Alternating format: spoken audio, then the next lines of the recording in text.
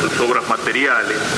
Cuando miramos, por ejemplo, la hermosura de una flor o la hermosura de un paisaje, en la naturaleza podemos descubrir las obras de Dios, los cielos y la tierra que cantan la gloria de Dios. Con mucha mayor razón esa gloria de Dios se manifiesta en la belleza de una vida santa, de una vida consagrada a Dios. Y si pudiéramos ver la belleza que supone la armonía de un alma en gracia de Dios, de un alma adornada por una caridad intensa, mayor razón tendríamos entonces para darle gloria a Dios. En segundo lugar, los santos son intercesores nuestros, es decir, en la comunión de los santos, en la comunicación de la gracia, los santos en el cielo hablan a Dios, ruegan a Dios por la iglesia que peregrina, que milita aquí en la tierra. El santo cura de Ars, en su función de intercesor, ha sido nombrado por la iglesia como patrono de los párrocos. Es un día en el cual podemos dirigir especialmente nosotros, llamados a seguir a Cristo en el sacerdocio secular, dirigir a Dios particularmente en la oración por nuestros párrocos, por todos los párrocos y también cada uno en particular por el párroco de su parroquia. Y podemos pedirle al Señor, mirando hacia nuestra vocación, por aquella parroquia que un día nos será confiada y en la cual, como el cura de Ars, tendremos que cuidar las almas. Pero también la Iglesia nos pone el ejemplo de los santos como un ejemplo de imitación. Para mirar al cura de Ars, yo les recomendaría la lectura, incluso la lectura meditada de esa encíclica del Papa Juan XXIII, Sacerdoci Nostri Primordia, publicada con motivo del centenario del cura de Ars. En esa encíclica el Papa Juan XXIII pone al cura de Ars como modelo del sacerdote secular y va analizando cada una de las virtudes del santo cura y aplicando ese ejemplo, el ejemplo de esa virtud a lo que debe ser, a lo que debe aspirar el sacerdote secular. Es algo que verdaderamente vale la pena esta encíclica meditarla una y tal vez muchas veces en nuestra vida cristiana. O sea, el ideal del sacerdocio no lo encontramos solamente en su expresión teórica en un libro de espiritualidad, sino que lo encontramos hecho vida, hecho carne, encarnado en el ejemplo del cura de Ars. ¿Qué podemos decir? Conocemos su vida, señalemos solamente algunas grandes líneas. En primer lugar, porque la humildad es como el fundamento, es como el cimiento sobre el cual se edifica después el edificio. La humildad vacía los cimientos para permitir edificar. La humildad y la pobreza del santo cura de Ars.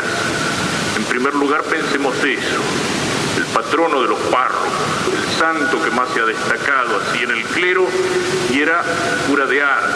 Monseñor Tortolo prometía siempre la parroquia Las Garzas. Algo por el estilo debe haber pensado y debe haber hecho el obispo del santo cura de Ars cuando lo envió a Ars, un pueblito pequeño, un pueblito perdido, y él acepta ese encargo. Esa es su misión, ahí Dios lo quiere. Él no lo ha buscado, lo ha puesto ahí la obediencia. ¿Cuántas veces tenemos el peligro de mirar nuestro sacerdocio como una carrera y de empezar a pensar incluso antes de ordenarnos a dónde me mandarán? Y el pensar en la parroquia buena, en la parroquia conveniente, en la parroquia cómoda, en la ciudad, en el pueblo que me gustaría.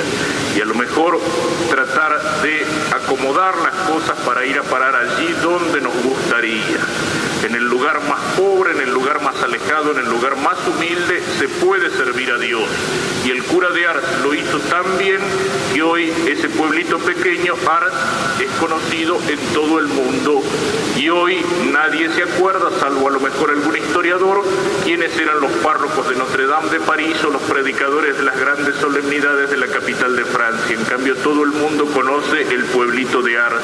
Esa es la santidad. Se humilla hasta lo último para ser exaltado hasta lo más alto. Unido a la santidad en el cura de Ars iba la pobreza, esa pobreza que él agradecía al final de su vida diciendo no tengo nada, esa pobreza que se expresaba en su vida dando todo sin decir nunca que no, esa pobreza en la cual él era pobre para sí mismo, pero era rico para los demás porque era generoso para dar. No quería nada para él, pero era generoso para dar a los demás. Y sobre todo y en primer lugar, era generoso para darle al Señor. También esto se ha remarcado en la vida del cura de Ars.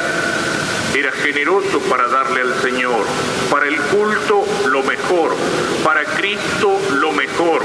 Lo peor, para mí. Algunos han vivido, cuando se hablaba exaltando la pobreza de una manera torcida, han vivido la cosa al revés.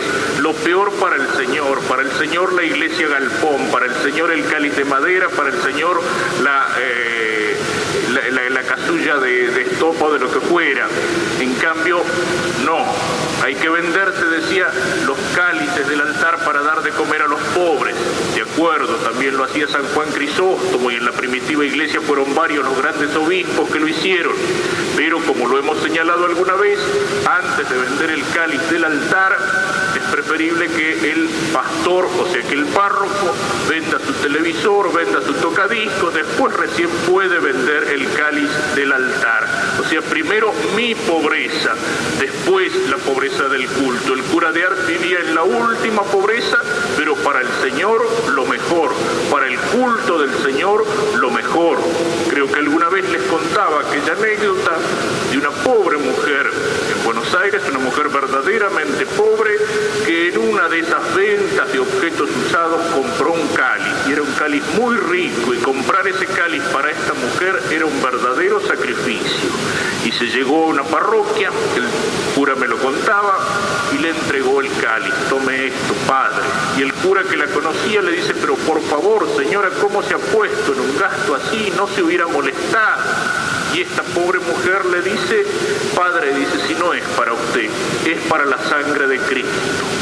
Para la sangre de Cristo, esta mujer había gastado un dinero que para ella era una verdadera fortuna, para rescatar del olvido, del baratillo, ese cáliz que a lo mejor algún sacerdote había mal vendido. Ella lo rescataba y lo entregaba con sacrificio. ¿Por qué? Porque era para la sangre de Cristo, y la sangre de Cristo merece lo mejor. Esto es algo que estaba presente en la vida del cura de Ars. Y junto al espíritu de pobreza, el espíritu de oración. Su vida era oración, y él sentía con fuerza la vocación contemplativa, tanto que varias veces en su vida quiere retirarse a un convento, y sin embargo obedece a aquella disposición de Dios a través de su superior, a través de su obispo, que lo destina a algo que puede parecer precisamente todo lo contrario de lo que él quería. Quería el silencio de la oración y del convento, y se encuentra metido en el centro de aquella vorágine apostólica donde el apostolado, el trato con los hombres y con los fieles, le lleva todas las horas de su vida. Y sin embargo él contempla, él reza, él se alimenta de la oración, porque sabe que en el apostolado sin la oración no se puede nada. Sabe que para eso valen las palabras de Cristo: sin mí nada podéis hacer. En cambio, el que no está unido a Cristo no puede dar fruto. El que está unido a Cristo da fruto abundante por la gracia de Cristo. Es cierto que si al final de su vida, en aquellas horas de confesionario, en aquel asedio de la gente, no tendría mucho tiempo para la oración silenciosa, pero ya en ese momento toda su vida había llegado a hacer oración, y su contacto con Dios era permanente. No nos engañemos, la actividad apostólica no reemplaza la oración contemplativa, la supone, nace de ella. Se puede llegar a lo del cura de Ars, a lo mejor a no encontrar en el día un momento especial para la oración, pero eso no al principio del camino, al principio del sacerdocio, sino al final del camino, cuando por la oración nuestra unión con Dios es tan intensa que entonces todo el día y toda la vida está penetrado por la oración. Así fue la vida del cura de Ars. También ese amor por las almas de los niños en la catequesis, amor por las almas de los pecadores en la confesión. El Santo Padre, con mucha insistencia en los últimos tiempos, habla de la necesidad de revalorizar el sacramento de la reconciliación, de la penitencia, de la confesión. Es un sacramento que en muchas partes ha sido descuidado, ha sido olvidado en estos últimos años. El Santo Padre, con la insistencia no solamente de su palabra, sino con los hechos, convoca al próximo sínodo para que en el sínodo se trate la reconciliación, la penitencia, el sacramento.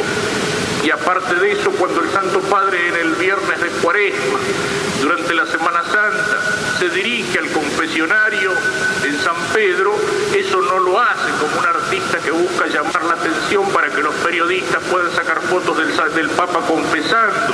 También con su ejemplo, con el hecho de sentarse allí en el confesionario, está haciendo un llamado a los sacerdotes de todo el mundo, volver a la confesión, volver al confesionario. Cuando se descuida este sacramento es porque se ha perdido el sentido del pecado. Y el cura de Ars tenía un intenso sentido del pecado. El cura de Ars decía, si pudiéramos ver un alma en pecado, nos moriríamos de espanto. Él, que tenía experiencia de la lucha contra el demonio y de las acechanzas, incluso físicas, incluso estruendosas del demonio en su contra, él conocía lo que era el mal y lo que era el pecado. Había que venir a Ars, dice, para conocer lo que era el pecado.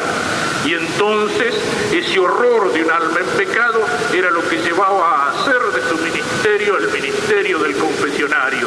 Y hacia el final de su vida, 15 horas diarias en el confesionario, levantándose en la madrugada, en plena noche, para confesar hasta que quedaba agotado. Y cuando ya próximo a morir, se descompone en el confesionario y lo llevan a la cama, los últimos penitentes que hacían cola se acercan alrededor de la cama para que él los confiese. Ahí estuvo el centro de su ministerio, ahí estuvo el centro del apostolado. Y es así precisamente como el Papa Pío XII, hablando del sacerdocio, describe la parroquia.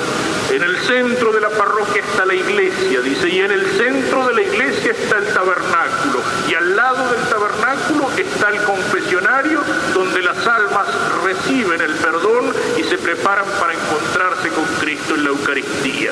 En estas pocas palabras encontramos la síntesis de lo que tiene que ser esencial en el centro de la parroquia cristiana. Todo lo demás, las asociaciones, los grupos, la catequesis, las actividades apostólicas, solamente tienen sentido si conducen a los hombres hacia ese centro de la parroquia, hacia el confesionario y a través del confesionario hacia el tabernáculo. Esa fue la vida del cura de Ars. Y así el cura de Ars cambió su parroquia, y así el cura de Ars llegó a influir sobre toda Francia. Pero por último, el cura de Ars llegó a todo esto porque en su interior tenía la fuerza de Dios alcanzada por la oración, porque la contemplación había hecho de Cristo algo vivo, algo real en su vida. Pero unida a la oración estaba la penitencia. En primer lugar, el espíritu de penitencia en el cumplimiento de su deber. Si de entrada hubiera sabido todo lo que iba a sufrir cuando llegué a Ars, me hubiera muerto inmediatamente. Pero Dios le dio en cada momento la gracia para soportarlo y para vivirlo. La cruz de esas horas indefinidas de confesionario, la cruz del dolor por el pecado de los demás. Es tremendo cuando el sacerdote se acostumbra al pecado, no solo a los pecados propios, sino a los pecados de los demás. Cuando se acostumbra, cuando no le importa. El cura de Ars no se acostumbraba, el pecado lo hacía sufrir, y al mismo tiempo que sufría en el sacramento se alegraba por el perdón. Por eso amaba tanto la confesión. Pero también la penitencia buscada. Es conocida aquella frase del cura de Ars: ¿has hecho lo suficiente por tu parroquia? Sí, has rezado, has suplicado con lágrimas, le has pedido a Dios. Pero, dice el cura de Ars, has ayunado, has velado de noche, has dormido en el suelo, te has azotado con la disciplina. Si no lo has hecho, no digas que has hecho lo suficiente por tu parroquia. Unido a la oración y unido al apostolado, iba a la penitencia buscada en aquellos tremendos ayunos, la penitencia del cuerpo. Y el cura de Ars en la confesión decía: a los penitentes les doy una penitencia pequeña, pero el resto lo suplo yo. Él hacía penitencia por los pecados de sus parroquianos, por los pecados de los fieles, en la imitación de Cristo, que por nuestros pecados carga la cruz sobre sus espaldas. Miremos hacia el cura de Ars, que sea el modelo, el ejemplo de nuestra vida. Él nos señala cómo imitar a Cristo en esta vocación particular que es el seguimiento de Cristo en el sacerdocio y en el sacerdocio secular. Y que Él, como intercesor, ruegue a Dios por nosotros para que podamos ser con nuestra santidad camino que lleve a los hombres hacia la gracia de Cristo.